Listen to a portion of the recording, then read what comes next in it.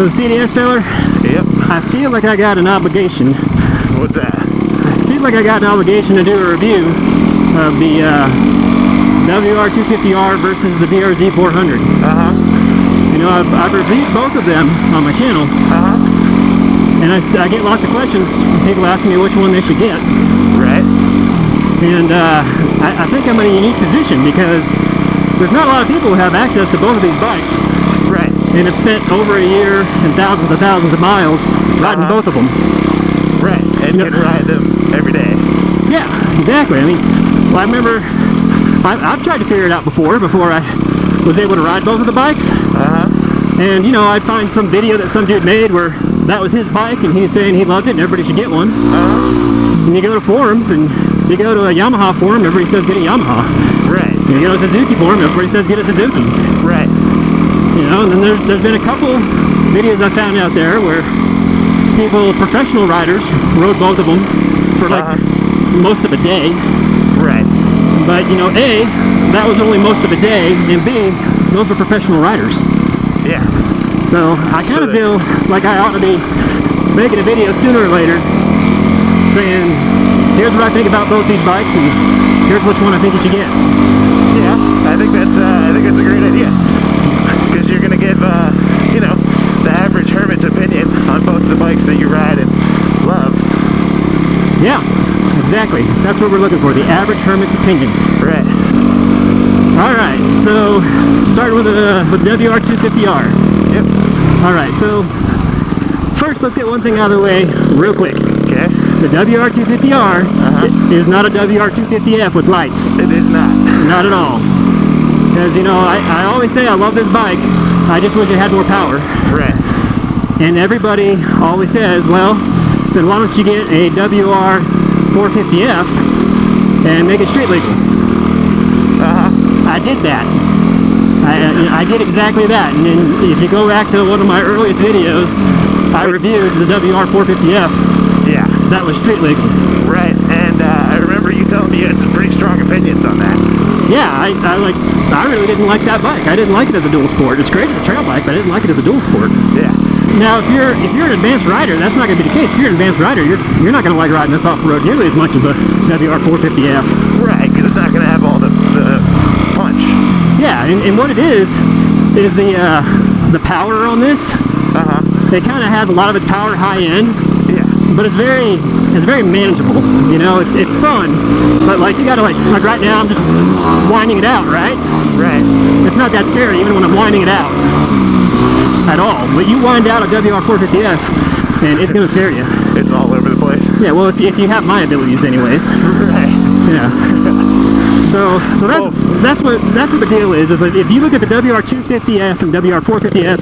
Those are like race bikes. You know, you're gonna check your valves every couple thousand miles. You're gonna change your oil every time you ride them. Right. Whereas this bike's basically got a street motor in it. Yeah. And you're gonna check your valves every 20,000 miles, and you're gonna change your oil every 3,000 miles. Right. It's just not wound nearly as tight. Much longer maintenance interval. Right. You know, it is geared in a way where it's still a lot of fun to ride, though. So yeah, the WR250R is a great bike. It's a fun bike. It is a dual sport. You know, it's fun to ride on the trails. It's not going to be as good as most trail bikes. If you have intermediate skills, it's possible it will be better than a lot of trail bikes for you. And it's you know, it's not great on the road as good as a road bike. Yeah. But you know, on the road, I just kind of look at it as like a scooter for people who don't want to look gay.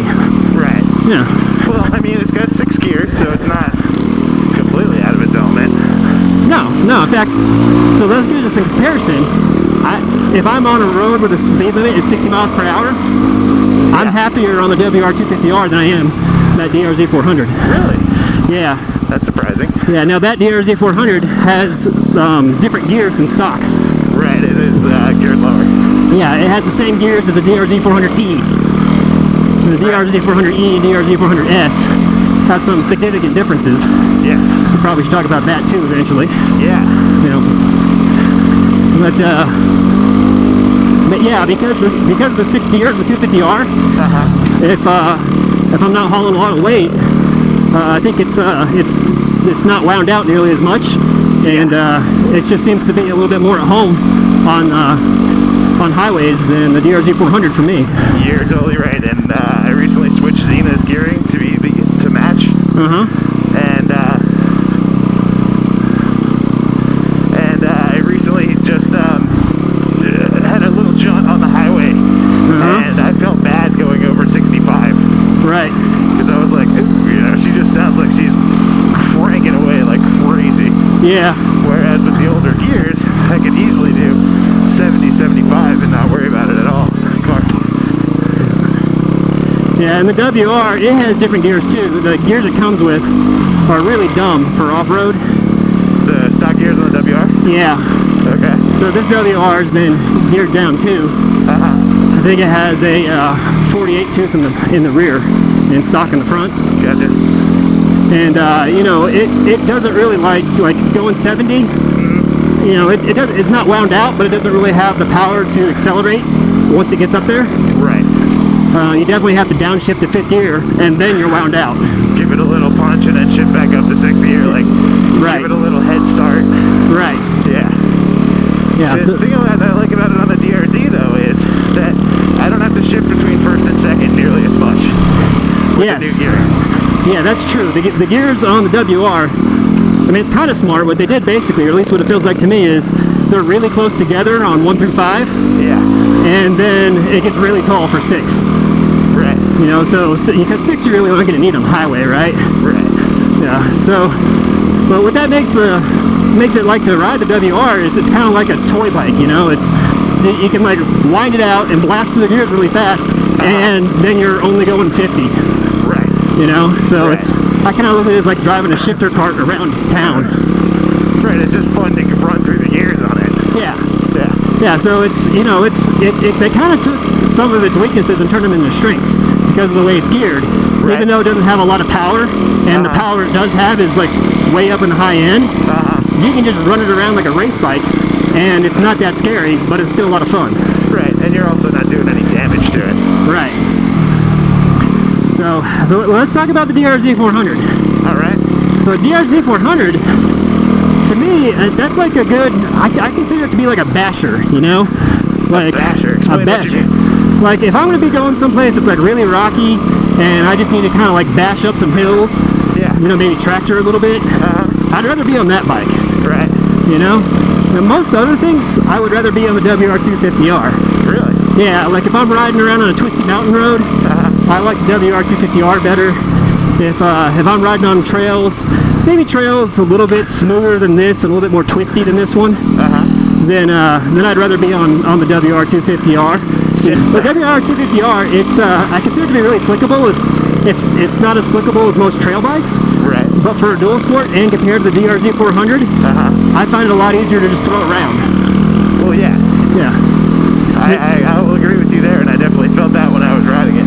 Yeah, I mean, even if I'm like just loading them in the truck and I'm just kind of like pushing them around in the yard, you can feel the difference then.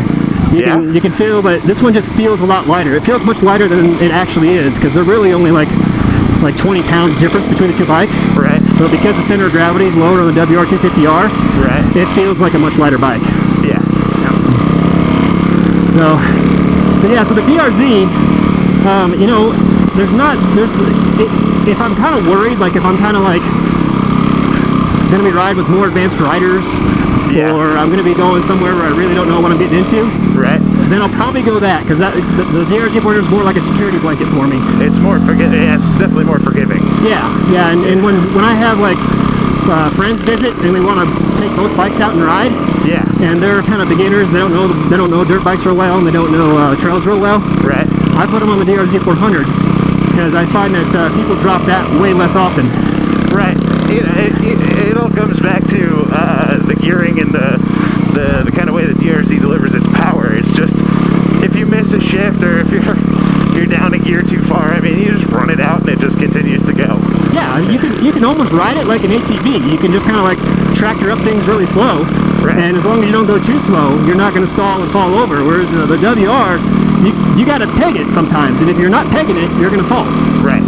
So no, I understand that completely. yeah, so I find it, and I've actually been in places where they rent bikes, and people steer people away from the DRZ400 at rental shops. I tell them, go, no, it's a 400. You should take the 250, because if you haven't ridden the 400, then it's going to be too much bike for you. Too much power, yeah. Yeah, that's a bunch of crap. It is a bunch of crap because the power is so predictable and smooth. Yeah, exactly. Yeah, 100%. Yeah, so if you're a beginner, don't be afraid of the DRZ400 just because it's a 400. It's not a scary 400 at all. All right, so now I'm on the DRZ400. CDS feller took the WR. Oh yeah. And why don't we talk about what I don't like about the WR? All right. So one thing is, let's watch the suspension on the WR. Let's see this fella rides it. You see that back suspension? It's not working very well. That bike is, see that tire's kind of bobbling up and down and not keeping contact. And that bike will really pogo stick on you a lot too. It'd probably pogo stick on him if he was the same weight as me. So that's one of the really big downsides of that bike, aside from power, is the suspension. The suspension. You know, the front suspension to me is actually all right. Okay. It's plush. It's not dirt bike suspension. It's dual sport suspension. It's very plush. Yeah, I can definitely feel it. It's taking a lot of abuse. Yeah. I mean, if you're gonna like go to a motocross track and hit a double, you better do something with them springs first. Right. And the rear shock on that thing, the real problem is the rebound valving. I do feel it kind of popping on me. Yeah, it just rebounds way too hard. It doesn't have very good valving. And if you all want to know more about that, MrDuhFactor has a video about revalving the rear shock on that bike, and I'll put a link to it in the description. I hadn't done that, but it's on my short list.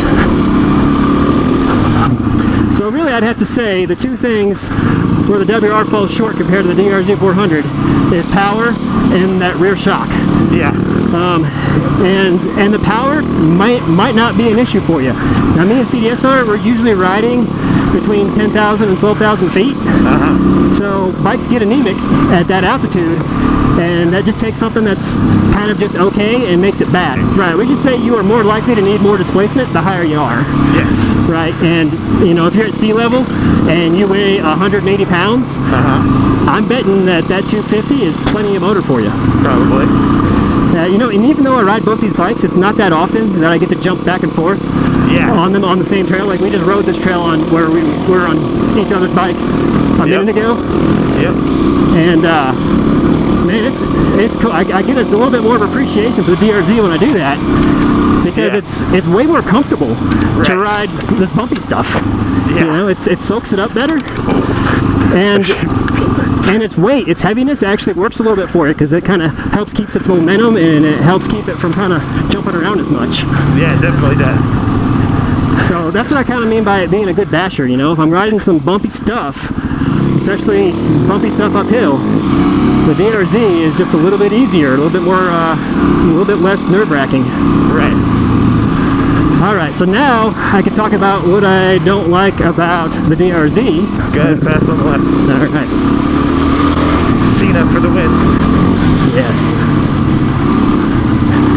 All right, so the DRZ, and you know how appropriate we are, the trees to put out their Suzuki colors for this part of the video. We are. Yep. Yeah. But the DRZ400, so what I don't like about it, probably stuff that nobody ain't heard before, but it's only got 5 gears. That's definitely one gear too few for dual sport, in my opinion. That is 100% true. Yep. And it's carbureted instead of fuel injected. Yep. And you know, I mean, there's a lot of good things about being carbureted, but it's so nice on that WR. You just turn it on and you know, let it get warm for a couple minutes, and it's good to go. And when you change elevations, it just retunes itself for the elevation, and you're good to go. And if you need to, you know, like really tune it and dial it in, you can just hook up a computer and put it on dyno and just get it totally dialed in without having to pull a carburetor out and change needles. Right. So, which is something that is not easily done. Right. So I'm definitely a fan of fuel injection. I like fuel injection. And the DRZ, man, I think if Suzuki was to update this bike, they could basically do almost exactly the same bike, give it 6 speeds and fuel injection, and they'd sell a ton more of them. It would literally be the exact same bike. Yeah, it would be awesome. I think everything else is perfect. Yep. I know. My opinion's gonna be that I'm a fanboy, which I am, and I'll admit it. But you know, I think that's totally correct. If they gave that thing a 6th gear and fuel injection, I would go buy a new one. Yep, and what the WR really needs is it needs to be a 300 or a 450. Yeah. You know, but keep it a street motor like it is, not a race motor. Right. Yeah, they need to make a 450R. Yeah, I mean that would be great. So that would be, I've said that in other videos, I think that would be the perfect bike for me, is if they just did exactly the WR250R as a 400 or a 450. Right, it just needs to have those longer maintenance intervals. Yeah, that'd be totally the perfect bike for me. Yeah, I think so. Yeah. Alright, so one more thing I kind of want to say while I'm comparing these bikes, because I'm trying to, it's just unfortunate, like there's not really a way to know which bike is the right one for you. Right. Without riding them both the way you plan on riding them. Right. And where are you going to get an opportunity to do that, really? Right. Yeah, you can't test drive a bike on a trail. Yeah, especially at length. So, you know, I'll just tell you, like, from my experience, and hopefully that can be helpful, is, you know, I rode the WR250R for a couple years, and I kind of got bored with it. And so I kind of talked someone into getting me a DRZ400. And I thought, you know, like, this is it. This is going to be a panacea. I'm going to, you know, it's a lot like the WR250R, but it's got that 400 cc's of displacement, which is going to solve the one problem I have with it, and I'll be happy. Right. And now, more than a year later, after riding both of them every other weekend, I gotta say I kind of like that 250R better. Like, you know, I most of the time when I go into that garage and I'm looking at both of them and I gotta grab one of them to go run to the store or go for a quick trail ride, I usually grab the 250R because I'm excited to ride it, and when I grab the 400 is because, well, I haven't ridden it in a while and I want to keep it in good condition, so for maintenance sake I'll go ahead and ride it. Hey, Hermit. Yeah. I think you're an idiot. Yeah, I know. I know. Well, but you know, it kind of depends on what you like, right? Right. So let me put this a different way. So I used to have one of them little Japanese cars that goes real fast. Yeah. Yeah, little, what do they call them? I don't know that. Little racer car.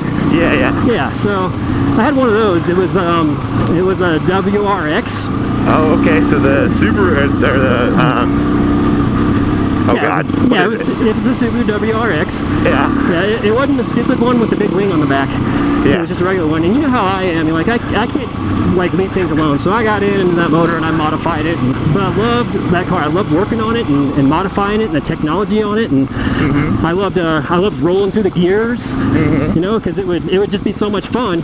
It wasn't that much power, but it was a lot of fun to just get out and roll through those gears really fast. And it was just a fun car. And so every time I see a little WRX from that year, it just makes my blood boil. You know, like I just like, oh, that thing is fun. I get excited. I just like, of all the cars I've had, that's the one I miss the most. That's the one that I want to drive again the most. So why'd you get rid of it? Well, because I got bored and my lifestyle kind of changed a lot more, where I spent a lot more time lost in the woods. Gotcha. And I decided I wanted to get something I could drive around in the woods. So anyways, I got me a Jeep Wrangler to go riding around the trails, and I love that Jeep too, because, you know, there's like so much aftermarket support for it, and I could put all kinds of modifications on that, and you know, lift it up and put big tires on it, and just kind of go bashing around in the woods and have a good time. Yeah. It wasn't really exciting to drive on the street, and you know. Yeah, it's like driving a brick. Right. You know, it's not good for cornering or anything, but it was so capable and versatile that I just loved being in it, because I knew no matter what happened, you know, like, you know, snowstorm or the road gets closed and I gotta go off road, or there's a zombie apocalypse, no matter what happens, you were covered. That was covered. That thing's gonna get me through it, right? Right. Yep. So I kind of think of these two bikes, like those two cars. Okay. You know, the WR250R reminds me of that old WRX, and just when I see it, I just want to jump on it and go have some fun, even though I know it's not that serious of a bike. Right. It's so much fun.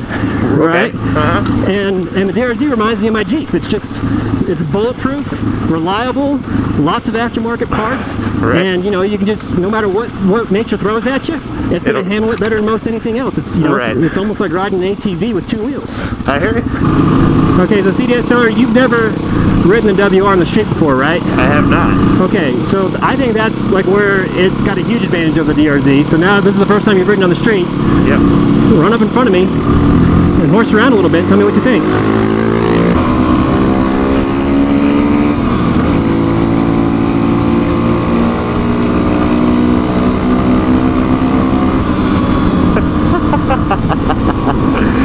That is a whole lot of fun, Hermit. Okay, you get it? I get it. Alright. I still think it's a whole lot of noise for not a whole lot of bang, but... It is. I mean, that's my point, though. You know, it's fun without being really dangerous or scary. Right. Yeah, no, I agree with you there. It definitely did. It did put a smile on my face. But I was left wanting Xena. Yeah. Yeah, I understand. Give me the DRZ. Nope. So, alright, so anyways, I hope that video is helpful for some folks. And, you know, probably a lot of the people that watch this video don't usually watch my channel. So, hey, and y'all should start watching my channel. Go subscribe. Yeah. And if you want to check out CDS Feller's channel, it's Colorado Dual Sport. And my channel is Hermit DaVlog. And stick around, watch some more videos. We'd love to have you. Lots of misadventures afoot. Yes. What's wrong with your foot? Well, it's fine now, but before it couldn't get the fruit. Thanks for watching the video. Be sure to subscribe, like, and share. Those actions go a long way to help me out and encourage me to make more videos. For your convenience, you can be notified of new videos on Facebook, Twitter, or in the Hermit DaVlog Android app, available on the Play Store. Links to all of them are in the description. Y'all have a good week. Over and out.